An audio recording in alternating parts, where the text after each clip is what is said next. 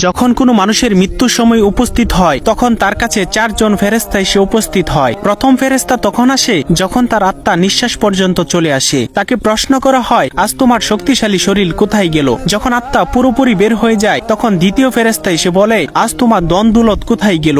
দুনিয়াতে যা নিয়ে তুমি গর্ব করিতে। এরপর যখন জানাজা উঠানো হয় তখন তৃতীয় ফেরেশতা এসে বলে, আজ তুমি এমন এক লম্বা সফরে বের হচ্ছ যা এর আগে কখনো করো নাই। আজ তোমাকে এমন এক ঘরে শোয়ানো হবে যেখানে নিঃশ্বাস ফেলানোর জায়গা পর্যন্ত নেই। যখন তাকে কবরে শোয়ানো হবে তখন চতুর্থ ফেরেশতা এসে বলবে, কাল পর্যন্ত তুমি জমিনে চলাচল করেছ, আজ তুমি জমিনের নিচে শুয়ে আছো। কাল তুমি হাসছিলে, আজ তুমি কান্না করছো। কাল পর্যন্ত সবাই তোমার সঙ্গী ছিল, কিন্তু আজ তুমি একা। কোথায় তোমার আদরের স্ত্রী সন্তান যাদের জন্য তুমি মাথার ঘাম পায়ে ফেলে উপার্জন করেছিলে? আজ কেউ তোমার সঙ্গী হবে না একমাত্র আল্লাহ ছাড়া।